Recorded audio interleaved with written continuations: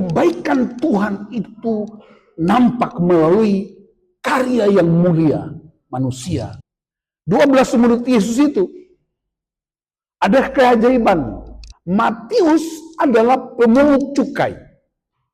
Pemungut cukai itu dianggap pemeras. Yesus ambilnya jadi murid. Murid yang lain namanya Simon orang Zelot. Orang Zelot adalah nasionalis sejati yang membenci para pemungut cukai dan kerjaan mereka ingin membinasakan orang pemungut cukai.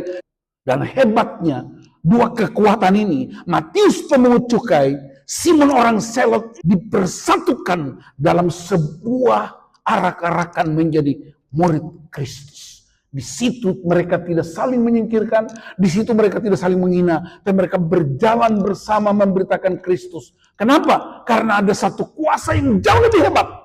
Kuasa itu bernama kuasa Kristus. Dalam Kristus semua diperdamaikan. Dalam Kristus semua dipersatukan. Dalam Kristus kita mengalami sukacita. Shalom semuanya. Lukas pasal 6 ayat 17 sampai 19. Lalu ia turun dengan mereka dan berhenti pada suatu tempat yang datar. Di situ ada sejumlah besar muridnya dan banyak orang lain dari seluruh Yudea, Yerusalem, dan daerah pantai Tirus dan Sidon. Mereka datang untuk mendengarkan dia dan untuk disembuhkan dari penyakit mereka. Mereka yang menderita karena roh-roh jahat pun disembuhkan.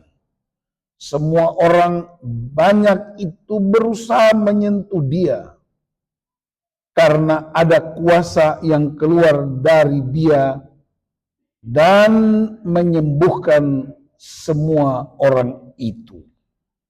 Tema kita ialah berbuat baik akan memulihkan dunia. Menurut kitab Kejadian, waktu Allah ciptakan dunia, semuanya baik.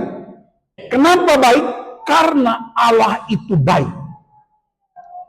Kebaikan seseorang itu terekspresi melalui tindakan nyata.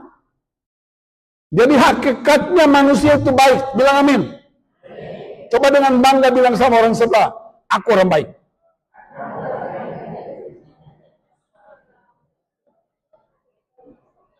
Adam Tuhan ciptakan baik. Bumi dan segala isinya baik. Hawa baik. Tapi perhatikan, di Kejadian pasal 3 mereka bikin tindakan yang merusak kebaikan. Namanya dosa. Waktu Adam dan Hawa jatuh, Tuhan bisa saja bikin Adam baru. Kenapa? Bahan baku masih banyak. Kan tanah. Tapi Tuhan tidak bikin yang baru. Kenapa? Karena yang pertama itu orisinil. Itu karya pertama Tuhan. Jadi katakan Tuhan itu baik. Ekspresi kebaikan Tuhan melalui karyanya. Karya termulia dari semua karya Allah ialah manusia. Tapi waktu manusia itu dalam dosa, Tuhan cari. Adam, di manakah engkau? Tuhan tahu Adam di mana. Kenapa dia tanya? Tuhan perlu respons. Tuhan perlu komunikasi. Kau di mana? Aku bersembunyi. Aku telanjang. Dari mana kau tahu? Kau telanjang. Apakah engkau makan buah yang kularang itu? Adam bilang, Hawa yang kasih. Jadi pria-pria suka menyalahkan istri. Bertobatlah. Tuhan tanya Hawa, siapa yang kasih? Ular. Maka wanita-wanita suka kasih salah ular. Dan dia pikir suaminya itu ular. Jadi terjadi kekacauan di Taman Eden, saling tuduh, saling melemparkan tanggung jawab. Dosa selalu melahirkan kekacauan. Dosa melahirkan pertengkaran. Dosa melahirkan sikap saling menuduh. Maka ketika Adam dan Hawa jatuh dalam dosa, mereka saling tuduh. Di situ pertama kali wanita pahit. Tapi Adam bertobat. Adam kasih nama baru buat istrinya. Kau nama Hawa. Bahasa Ibraninya Cafa. Artinya wanita pemberi kehidupan. Adam bayar harganya. Tadinya dia tuduh istrinya. Tadinya dia lempar tanggung jawab. Tapi karena firman Tuhan datang kepadanya. Dia mengubah keputusannya. Mama, engkau wanita pemberi kehidupan. Melalui kandungannya, melalui air susunya. Bahkan kalau pulang kebaktian, anak-anak cari tas siapa? Bapak atau mama? Tas mama. Karena banyak bungkusan di situ. Itulah sebabnya waktu Yesus bikin mujizat, 5.000 laki-laki, lebih 12 bakul. Karena perempuan tidak hadir. Kalau mereka hadir, palas semua. Maka Amsal 31 bilang, wanita itu seperti kapal saudagar. Kapal saudagar itu bawa makanan ke kota. Tapi sekarang bapak banyak yang babungkus. Terutama yang udah tua-tua. Jadi saudara, dengan singkat saya terangkan bahwa hakikat Allah baik. Manusia memilih jahat, tapi Allah tidak menyerah. Maka Allah ambil kembali. Kembali kemana? Kembali kepada hakikatnya. Kamu baik. Caranya gimana? Dia datang. Dia kasih firman. Dia kasih 10 hukum. Nggak cukup. Kirim nabi-nabi. Datang Nabi Yesaya, datang Yeremia, datang Hosea, datang Habakuk. Sejumlah nama didatangkan untuk menyampaikan kebenaran supaya engkau kembali kepada kebaikan. Tetap melawan. Itu nggak cukup. Firman Tuhan nggak didengar, nabi-nabi tidak didengar. Akhirnya Tuhan bikin keputusan yang paling dahsyat. Dia turun sendiri menjadi manusia. Yesus Kristus Tuhan. Sampai di tingkat itu, orang gak bertobat-bertobat. Aneh. Dan Yesus bukan hanya datang sampaikan kebenaran. Tapi dia adalah kebenaran. Dia tidak hanya tunjuk jalan. Tapi dia bilang, akulah jalan. Dia tidak hanya beritahu kehidupan. Akulah kehidupan. Akulah jalan dan kebenaran dan hidup. Barang siapa yang percaya kepada aku, dia tidak akan binasa. Hidup selama-lamanya. Itu kebaikan Tuhan. Kebaikan Tuhan itu puncaknya salib. Di Taman Eden manusia jatuh dalam dosa. Taman Getsemani, Yesus ambil cawan untuk tebus Taman Eden. Tidak cukup salib. Darah itu mengalir. Jadi darah itu mengalir 3 kali. Yang pertama Taman Eden. Waktu manusia bikin dosa, Tuhan ambil hewan, seekor hewan, itu domba, disembelih, kulitnya dipakaikan kepada Adam dan Hawa yang telanjang itu, darah dipercikan. Nubuatan tentang anak domba yang akan menghapus dosa dunia. Di Taman Getsemani Yesus berdoa sampai berdarah-darah. Karena pergumulan Anda dan saya, karena dosa kita, dia berdarah hanya supaya engkau tidak binasa. Dan itu nggak cukup. Akhirnya dia mesti disalibkan. Darah itu mengalir lagi. Sudah sampai tingkat itu, masih bikin jahat terus. Tapi saya percaya jemaat ini orang baik-baik semua. Amin. Coba lihat wajah kiri kanan. Ada kebaikan nggak? Amin. Haleluya. Jadi saudara mau minta apa lagi? Mau minta apa lagi untuk mengubah kita menjadi orang baik? Darah Kristus itulah puncaknya.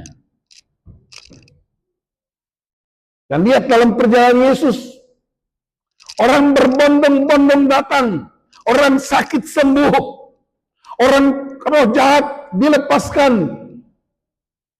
Dia nggak pilih-pilih. Oh, kamu ini karena kasih persembahan banyak, aku selamatkan kau. Kau persembahan kurang, enggak. Semuanya datang dan Yesus selamatkan. Kebaikan Tuhan. Orang-orang percaya Kristus, kita anak-anak Tuhan, mesti menunjukkan Kristus melalui apa? Perbuatan baik. Maka seorang hamba Tuhan bilang begini, kasih kepada orang, buktinya melalui apa? Tangan yang diulurkan untuk menolong orang lain. Tangan yang menjamah, tangan yang membelai. Jadi kalau bapak, mama marah-marah, buka tanganmu dan berkata kepada istrimu, marilah kepadaku istriku yang letih lesu dan beban berat. Hari ini papa udah terima gaji, haleluya. Amin, bapak-bapak. Mama masih marah-marah terus, mama tetap masih marah, bapak tenang. Mama mulai marah-marah, cerewet-cerewet, bersyukur masih ada mulutnya. Coba kalau nggak ada mulutnya. Marilah kepadaku istriku yang letih lesu. Istri udah nggak sabar, dia mengulurkan sambal, pukul kepalamu para pria, tepuk dada dan bilang, berbahagialah pria yang dianiaya karena kebenaran. Sebab mereka lah yang empunya kerajaan Allah. Amin. Ibu, bilang sama bapak, berbahagialah. Amin. Itu yang disebut perbuatan baik. Jadi kita, suami istri itu menggambarkan keluarga kita memanifestasikan kebaikan Tuhan. Kebaikan Tuhan pertama-tama ditampilkan oleh mereka yang sekarakter dengan Dia. Manusia diciptakan segambar dan serupa dengan Allah. Gambar dan rupa Allah itu yang pertama. Kita punya sifat-sifat Allah. Kita punya karakter Allah. Di manakah itu? Galatia 5 bilang, buah roh itu karakter Allah. Yang kedua, gambar dan rupa Allah, kita punya roh Allah. Roh Allah supaya kita berhubungan dengan Allah. Kita menyembah Dia. Kita berdoa dengan Dia. Karena orang yang menyembah Tuhan, dia akan akrab dengan siapa dia berdoa. Roh Allah dan roh kita itu nyambung. Ibaratnya itu frekuensi HT itu. Kalau HT-nya frekuensi sama, dia talkie-talkie itu pasti jadi.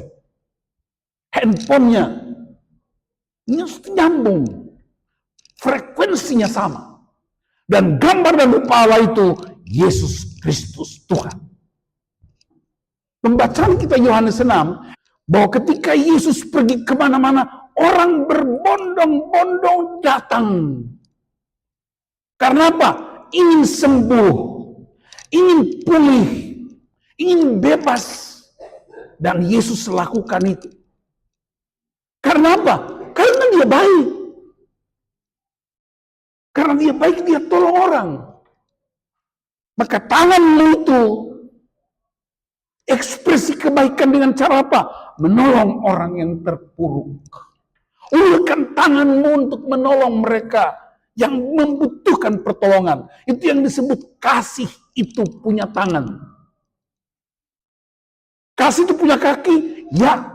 Melangkahkan kaki, menghampiri mereka yang sedang di rumah sakit, yang sedang di rumah terpuruk keadaannya. Kasih punya kaki, melangkahkan kakimu. Kasih itu punya mata, mata yang melihat keadaan mereka. Kasih itu punya telinga yang mendengar rintihan mereka. Kasih itu punya mulut yang diucapkan kata-kata yang membesarkan hati mereka. Kasih itu punya hati yang ikut merasakan penderitaan mereka. Dan kasih itu dia bernama Yesus Kristus Tuhan. Bilang amin.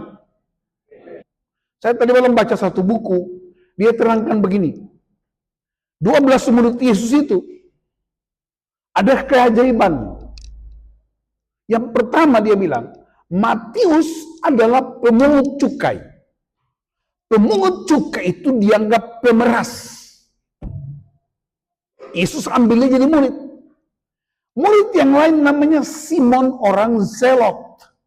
Orang Zelot adalah nasionalis sejati yang membenci para pemungut cukai dan kerjaan mereka ingin membinasakan orang pemungut cukai yang pemeras. Orang Zelot ingin menghancurkan mereka.